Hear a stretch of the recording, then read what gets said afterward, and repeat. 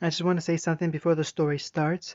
It's just that the writer and this chapter decides to put in an anime opening as if this entire thing is an anime. And I'm just going to read out describing what's going on. The music, you can put it on if you want. I'll probably put down in the description what song he put. And that's pretty much it. Enjoy the video. Bye. Oh, one more thing. He continues to post the all of them in the beginning with an anime opening, but he also does create a second one as if there was a season two. It's actually pretty good. I would recommend watching it and listening to it and going to the video yourself, going to the store yourself. It's actually pretty good. Clarity by Dragon's Chapter 5, Understand. And this is the intro that I was talking about. Naruto and Ruby are standing back to back, spinning around. Ruby stands in daylight while Naruto stands in the night. It stops showing them both back to back. The title Clarity fades in. Child Ruby skips through the streets with a bright smile as she eats her ice cream. She stops as if sensing something behind her and turns around. Teenage Ruby looks up at the moon with a forlorn look on her face. Naruto walks through the streets eating ice cream with a neutral expression. He stops and turns as if sensing something behind him. Teenage Naruto looks up at the sun with an emotionless expression. Team Ruby look out with varying expressions showing they're ready to fight. Team Juniper look ready to fight as well before Nora gets too excited and launches forward. Team 7 removes their masks showing their faces as they hold out their standardized ninjatos. Team Shiva stand ready to fight as a smiling Neela swipes her hand across the screen. Aspen looks out at the one side as his staff appears behind him. Hiruzen looks the opposite way as Kakashi and Itachi appear behind him. Roman walks through the streets before turning to take a bow to the camera. Child Ruby looks at her mother's grave. The woman in a white hood stands behind her. Child Naruto sits in a dark room, shackled to the wall. A hand made of darkness reaches out to grasp him. The child versions look up slowly. The hold, they hold their hands out to reach each other, but they never touch. They reach for their weapons. Sakura and Yang fight hand to hand before the two clash fists, creating a shock wave. Sasuke and Blade clash blades multiple times, while Sai sends an army of drones at Whis who destroy them with ice spikes. Juniper clashes with Kali's team as they hold each other off. Kakashi charges at Glinda, who uses her semblance to overwhelm him to no avail. The two clash in an explosion of power. Naruto attacks Ruby, who defends herself before blasting herself back to gain some distance. Ruby attempts to shoot him down, but Naruto deflects the bullets with his ninjato. Naruto lands and holds Crescent Rose as she and Naruto looks at each other. Their screen splits showing only their eyes as they look at each other. Child Naruto and Ruby are looking at each other. Ruby smiles while Naruto's expression doesn't change. A cloud passes over them to show present time Naruto and Ruby staring at each other, weapons at the ready. The two charge and the clash blades. End of the opening. Naruto made another vernier movement as he performed his kata. Ruby was within a stone's throw, sitting on rock as she fiddled with her still broken scroll. 5 days it had been, 5 days since her trip to Forever Fall, 5 days since his mission began. In 5 days since their fight in the airship, 5 days since they fell into the forest and had been subsequently stranded, 5 days which felt like an eternity when they had been forced to come to an agreement to work together to survive. In that time, a routine of sorts had befallen the two, one where they both tried to feign normalcy, pretending that they weren't at each other's throats through pure happenstance, aka nearly fallen into it. Ruby had found a nearby freshwater pool and had trekked it back to a rather picturesque waterfall that could be used for bathing purposes should it come to that, which after 5 days, yeah, it had come to that. This necessity had the potential to become awkward, given that both were reluctant to let the other out of their sights, but surprisingly, Naruto was an accepting of her implicit need for privacy as if it had come from his own teammate. It simply meant that he had to avoid being detected at any task. However, blue ablutions never lasted that long anyway, given that the waterfall was fed by snowmelt. In between their ample leisure time, Naruto would go out hunting while Ruby reset the fire pit she had dug by the river so that they could eat whatever he managed to snare without worry of parasites. The catch varied from day to day, but Ruby had to admit that they never lacked under his providing. Come dinner, the two would make their way down the hill to eat and drink before heading back up to the cave to turn in for the night. Impractical, maybe, but you try eating dry rabbit and not get thirsty. Neither had any skeins or canteens for transport, and Naruto had pointed out the wisdom of sleeping away from the obvious signs of human activity. Some groom were not as stupid as one might be tempted to think and had associated the scent of charcoal with human victuals. Luckily or unluckily, as some might say, they had plenty of free time to accomplish this cumbersome schedule. In truth, Ruby had long ago given up on making the scroll work as she didn't have any actual replacement parts for the waterlog circuitry, and instead she was filling with it out of sheer boredom. It also gave her an excuse as she made sure to never have her back turned towards the blonde killer for fear of him stabbing it. Politely ignoring this obvious tactic, Naruto was busy doing the very first kata he was taught at a young age. It was meant for children to learn when they first started out, so he felt safe revealing it to his silver-eyed observer, knowing that she wouldn't be able to learn his fighting style. And though there was no reason to admit it, the routine actions brought him a peace of mind that would have otherwise been impossible in the constant tense environment he found himself in. Not many words had been exchanged between the two of them as they went about this new schedule, and it quickly became a drudgery. Hey, or at least it had appeared that way. But apparently the red-cloaked girl had other plans. How much longer do you think we'll be here? "That is unknown," Naruto responded as he took a step and executed another beautifully simplistic move. "Do you think that they even know we're alive?" Another step, another one-word answer. "Unknown." "How long do the search parties usually keep looking?" "Unknown." "Do you think our food will last?" "Unknown." "Do we ever go into space?" "Unknown." "Do you know?" Giving up in an exaggeration sigh, Ruby begged for anything, even the monotonous, to come from her companion, anything except that incredulously ignoring answer.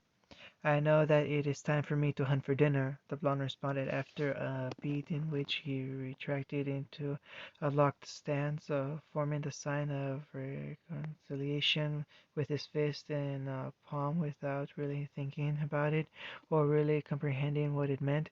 "Maybe we can talk about stuff tonight," Ruby remarked, trying to sound offhanded and uninterested, also failing miserably. "What could we talk about?" On the other hand, Naruto's question reeked of active disinterest. "Maybe like telling me what you meant a few days ago," suddenly remembering the enigmatic comment he had made at the tail end of the first and only argument. Ruby's tone took on an insistence that made it clear it wasn't a question. Naruto stopped, lurching as he transitioned from his meditative form back into his own body. "That is none of your concern," With another word, the blood began to make his way into the forest to hunt for their dinner, or at least he would have if not for the swirl of petals that appeared in front of him. She's gotten faster, he remarked silently while keeping his schooled expression. That was until she met his flat stare, and he was taken aback by the sharp glint which couldn't solely be chalked up to the afternoon sun reflecting off her silver eyes. Maybe the girl was fed up with being separated from her friends for so long. Maybe resentment towards her unwanted companion was rearing its ugly head after being in comfortable proximity with him for 5 days, which was 5 days longer than she ever thought she'd have to so much as call him companion. She didn't know and didn't care. She was obligatory aware of how stifled and livid she felt, but she only knew that she was about ready to burst, and what better an outlet than her natural enemy? No! Ruby stomped her foot on the ground as she glared at the emotionless blonde. You don't get to leave my question unanswered. What did you mean? Unintimidated, Naruto stared into those fierce eyes and considered answering with his own contempt, which had gone unacknowledged for far longer than this girl had even known of his existence. But the disciplined soldier assessed that it would be better to explain than deal with the backlash since they were alone in the forest. Besides, there was a chance that after the compromises they went through, she might finally understand him. Do you remember that man from the forest? It was a useless rhetoric which served only to make Ruby nervous. From the exam, she asked as if it were really a question. Suddenly, she was no longer sure if she wanted to talk. The one you. Her voice trailed off as that day came back to her in force, hammering at her psyche and pounding blood in her clenched fist. The one I killed in front of you. No remorse from the whiskered teen. It was like he had shut himself off from both the memory and the conversation and was nothing but an android spewing facts. What if I were to tell you he was responsible for a multitude of child abductions? Ruby felt her anger freeze at the words of the blonde. What? Prior to that, children from Vale's satellite villages had been going missing for the better part of 2 months without any trace. Naruto explained, eyes motionless, but mind roving restlessly. Local police have done a cursory investigation and couldn't find any leads. There was no clear evidence and no direct patterns other than targeting children from remote areas. So then how could you find out who he was or even that it was one person? Regretting it at the start, now Ruby was invested in seeing the story to its conclusion, even if she knew how it ended. One of the mothers, came the immediate response, curt the unflinching. She had begun a personal investigation and carried on for several weeks until one day she went missing as well. Naruto closed his eyes, vision like the black bag that must have been pulled over the poor woman's head. Unlike the children, the mother at least turned up 3 days later, alive, although perhaps it would have been better. Naruto clenched his eyes even tighter as if to banish the image from his mind itself. Not having a active memory, he'd been forced to stare at her photo for hours on end, memorizing every telling detail of the woman's battered body in preparation for when they contacted her. The picture was one thing. In the photo, she was simply a corpse that wasn't breathing. Seeing her alive, the fact that she was still alive and trying to fight on, that was another. That was a mistake. We decided to involve ourselves in the investigation. His eyes snapped open with the sound of a blade being drawn, and Ruby was violently expelled from the illusion. Metal flashed and vanished the dark room she had been in where antique orders on a scroll were handed off to four killers who masked their emotions almost as well as their faces. The mother had been correct in her deduction about this man being the kidnapper. Mother's intuition, as she said, gave her the clue. Slowly Naruto went about the routine on autopilot. He readoned what armor remained as he prepared to go on the hunt, shrugging off the intense feeling like he put on the cuirass. Finishing off the rest with a snap of his buckles. We received orders to kill him, so we did, and not allowing either of them the knives. Naruto picked up a sharpened stick which he took with him to sometimes catch fish or even birds. The restriction on weapons had been useless for a while, probably from the start. At this point, they were realizing it was almost silly, but both tactically clung to the idea, which allowed them to sleep at night. However, with the way this conversation was going, Ruby wasn't sure if she'd ever be able to close her eyes again. There was also the man you saved in the market. He was a known terrorist, a part of the White Fang and responsible for leading an attack on another independent village outside Vale. Merciless. Our intelligence suggested that they first slaughtered every human in sight indiscriminately in order to sow panic and attract Grimm. Then, well, it worked, and the Grimm took care of most of the evidence.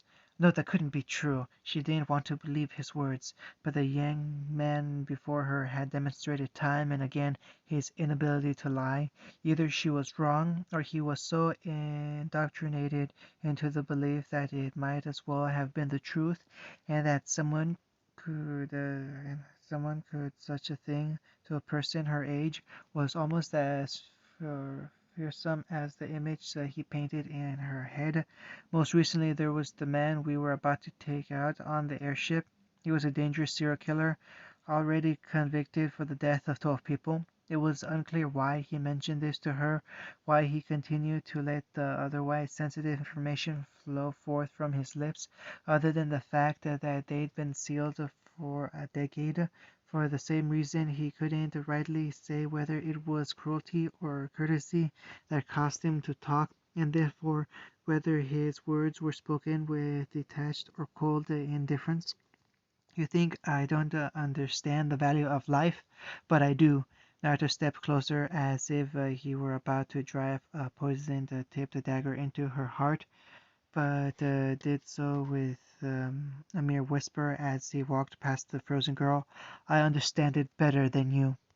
Clarity by Dragon's End, Chapter 11. Understand, Part 2. Ruby kept her breathing steady as she eyed the assassin in front of her. He was tired, as she could tell. In honesty, she was too. The latent sugar in her bloodstream, the only thing keeping her going despite everything that had happened today. Slowly, and as silently as she could, the silver-eyed girl slid out her scroll, intending to reveal her location before the blonde awoke. Her team would swoop in, ambush him, and they would arrest him, or more accurately, a huntsman they would bring along would do the arresting, since they couldn't legally yet. Once the laborious, slow process was over and her scroll was in hand, Ruby squinted at the unilluminated device in the dark. Though she could hardly see it, there was definite damage. She probably didn't have a lot of time. "All right, Ruby," said Location in a brief text as she commanded herself, devoting her entire attention to this simple task as not to get sidetracked and waste what was likely her last her only opportunity at a happy ending to this ordeal.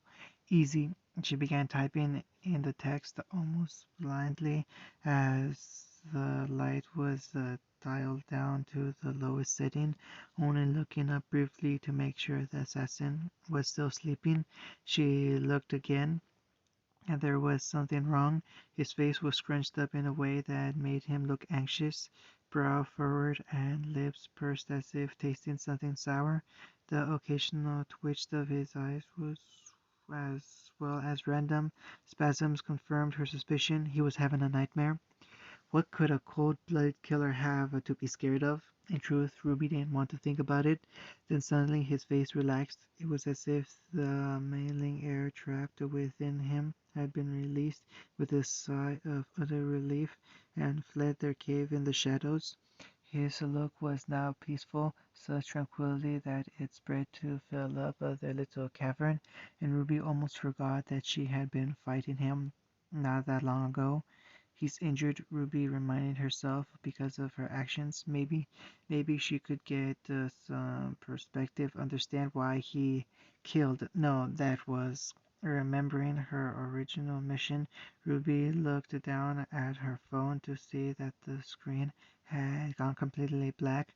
She tapped the she tapped the button a few times in mute desperation, but all it did was confirm her suspicion.